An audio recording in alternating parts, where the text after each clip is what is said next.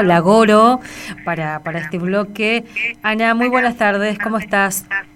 Hola, hola, querida Alicia, queridos compañeros de radio y por supuesto la audiencia que te sigue fielmente también. La semana pasada no estuvimos, entonces se va espaciando, pero bueno, hoy un tema que nos decías un poco fuera de aire, pasa desapercibido, y es este hecho trágico, terrible, que una vez más líderes o referentes vinculados a las luchas indígenas fueron asesinados, y hoy estamos lamentando la muerte de Bruno Pereira y de Don Phillips. Y nos decías, hoy fue el velorio de Bruno. Exacto, por lo que vi, de lo que me subieron colegas de Brasil, se hizo en la FUNAI, Fundación Nacional do Índio, que sería algo así como el INAI de la Argentina, una organización estatal a la que había justamente renunciado Bruno, antes de seguir adelante con una lucha que en la FUNAI ya no tenía eco.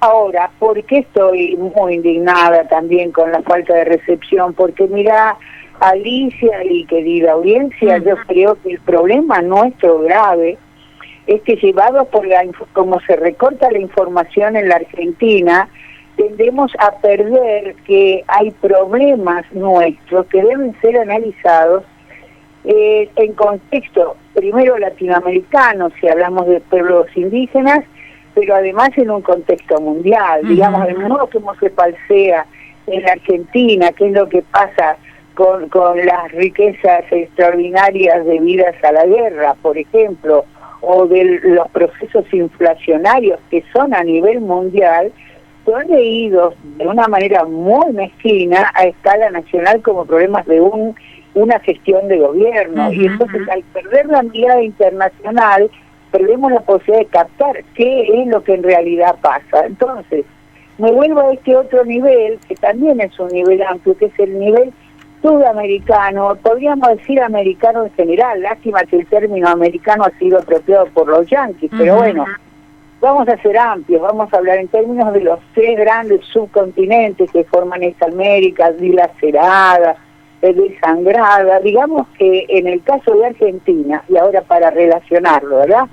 Con lo que pasó en el mes de junio en Brasil.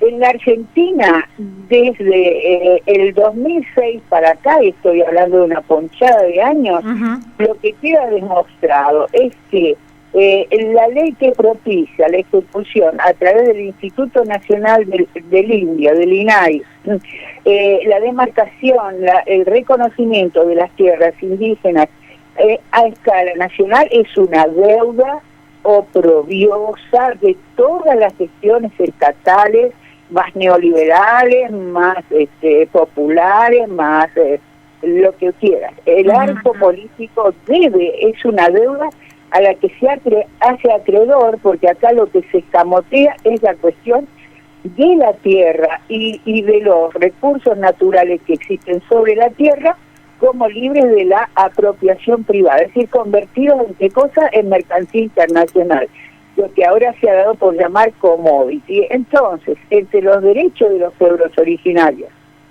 reconocido por la Constitución Nacional, reconocido por las Naciones Unidas, reconocido por quien se tejante pensar en organizaciones internacionales, son mero palabrerío, porque los hechos, la cosa finalmente no sucede. En relación con la Argentina, después de tantos años, los procesos de reconocimiento de tierra están a mitad de camino en el plano técnico, quiere decir la demarcación con puntos de GPS, con el histórico social que hace cada comunidad, y el tema de la propiedad comunitaria de la tierra nunca aparece, de manera que los títulos, los pocos que finalmente se han obtenido, son títulos que tambalean, porque no tenemos un sustento a través de una ley de propiedad comunitaria, ¿no es cierto?, que finalmente les dé la finalización al proceso de reconocimiento. Y entonces, en esta larga lucha interminable, que aparentemente me enteré por ENDEPA, por la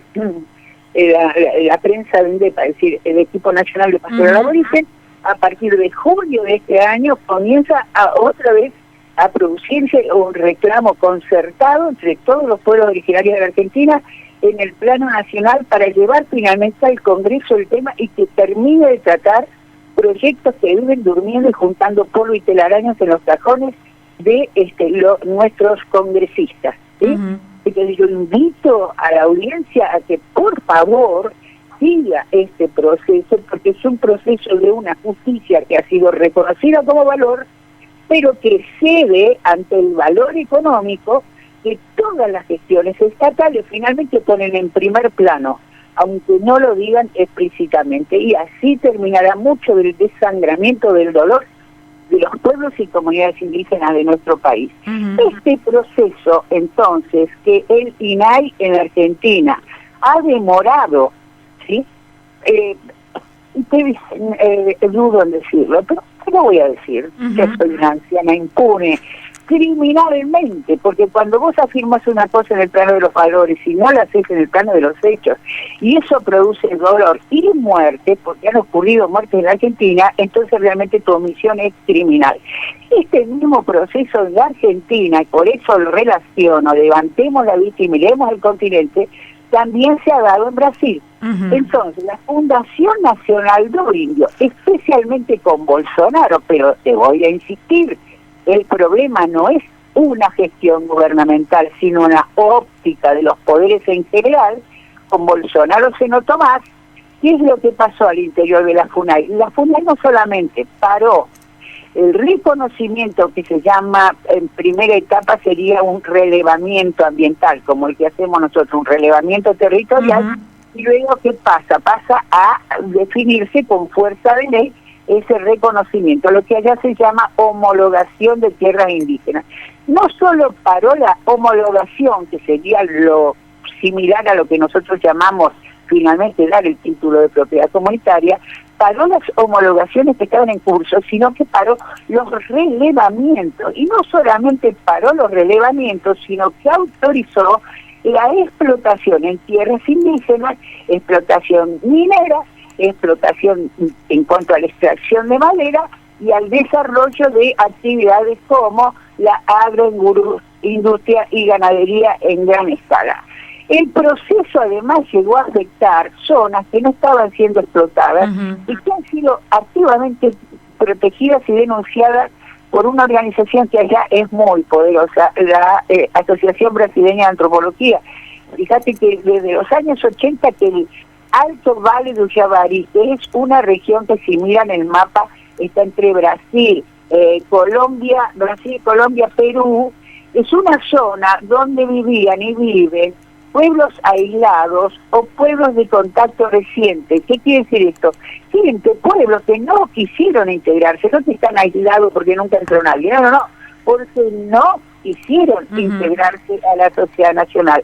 Y Bruno Pereira, que era justamente un funcionario de la FUNAI, su especialidad, el área en la que él trabajaba, era justamente para la protección, garantizar la protección de estos pueblos, de estos aislados o en contacto reciente, porque estaban siendo masacrados por todas estas actividades económicas, algunas autorizadas por el gobierno de Bolsonaro y otras simplemente ilegales. Masacradas, quiero decir, de la manera más cruel que te puedas ocurrir, ¿viste? Matando niños, ancianas, mujeres, hombres, lo que viniera, es decir, destrozando realmente estas culturas. Cuando Bruno ve que este proceso se está produciendo al interior de la FUNAI, que la FUNAI decide paralizar todas las acciones positivas hacia estos y todos los demás pueblos en el caso de Brasil, renuncia a la FUNAI y se larga por las suyas y convoca a este periodista inglés, que es Don Phillips, a recorrer la zona, levantar testimonios con el objeto de escribir un libro denuncia. Bueno, muy bien, cuando ya estaban retornando de su recorrido, digamos, por esta zona, una zona extremadamente peligrosa, de golpe, el día 5 o 6 de junio, desaparecen los contactos. Cuando ya estaban por llegar a la cabecera, digamos, al pueblo cabecera, del cual volvían otra vez hacia San Pablo, Brasil. desaparecen, no se sabe nada. ¿Y Bolsonaro qué dice cuando es interpelado sobre el asunto? Bueno, la verdad es que lamentamos esta desaparición, ¿dónde andarán? Espero que estemos con vida, pero el problema es de ellos porque se metieron en una zona peligrosa en la que no deberían haber entrado. Es decir, se lava las manos como presidente de la nación de que la seguridad de sus ciudadanos, y especialmente de estos ciudadanos, digamos, que iban a denunciar situaciones gravísimas de lesa humanidad, como un problema de esta propia gente que se arriesgó por su propio cuerpo. Bueno, lo cierto es que finalmente caen dos tipos, dos pescadores. Aparentemente ellos los mataron a los dos, hicieron desaparecer sus cintas, todas sus grabaciones y demás, los descuartizaron, les quitaron las vísceras, se supone que para tirarlos al río, pero después decidieron quemar los cuerpos y enterrarlos. Como te das cuenta, es una cosa espantosa lo que sucedió, espantosa realmente. Y entonces, desde el día que finalmente los cuerpos aparecen, hay dos cuestiones. Primero, la reivindicación, la recuperación de todo este trabajo que hicieron, y en segundo lugar, ver quiénes fueron los autores intelectuales, instigadores de este horrendo crimen. Las escenas que vi hoy digamos, las exequias fúnebres de Bruno en la FUNAI son muy dolorosas porque ahí estuvieron las lideranzas indígenas haciendo sus rituales mortuorios y realmente a mí particularmente me produce mucho dolor porque yo lo relaciono con nuestros muertos, nuestros muertos mapuche, nuestros muertos wikí, es decir, la lucha es la misma, la indiferencia política es la misma y la indiferencia ciudadana, y esto es lo que más me duele, es la misma. Por eso quisiera denunciar este hecho e implorar que no se pierdan de vista estas cuestiones. Aquí, digamos, que los estados nacionales están abriéndole la puerta a estos poderes reales ávidos de nuestra tierra, de nuestros recursos naturales y dispuestos a masacrar a quien se ponga en el medio con tal de lograr sus objetivos. Y esa es la verdadera cuestión. Además, Ana, como para cerrar ahí también esto que vos decías, ¿no? El hecho aparece contado como un hecho policial, descontextualizado de esa otra gran masacre de la que estás hablando y de la que los medios por lo general no hablan, digamos, ¿no? Exacto, esto es lo más irritante de todo. Bueno, de la misma manera, fíjate cómo se construye la noticia. Nosotros vemos empleados municipales, digamos, con situaciones laborales absolutamente precarias, unos sueldos de hambre que deciden protestar, ¿no? Son reprimidos por la policía. ¿Y cómo aparece la noticia? Aparece como una lucha de los trabajadores por su dignidad laboral y por cierta equidad en el salario. No, aparece como un hecho policial. Los violentos terminan siendo justamente las víctimas de procesos de explotación humana, de deterioro de los cuerpos, de silencio, digamos, ante el reclamo que son absolutamente justos. En vez de sentarse a negociar, van con las balas de goma, van con los palos y van finalmente con que la cuestión termina, no donde debería estar en la prensa, que es noticias políticas, si querés, sino que aparecen policiales. Desvirtuando totalmente los hechos y la posibilidad de que la ciudadanía se apropie realmente de la verdadera historia que hay detrás de ese momento violento. ¿Dónde empezó la violencia? Ahí está la cuestión. Ana, muchísimas gracias por este tiempo. Un abrazo enorme y nos encontramos la semana que viene. Abrazo a todos, abrazo a Alicia, abrazo a tu audiencia. El viernes que viene quizás festejemos lo de Colombia.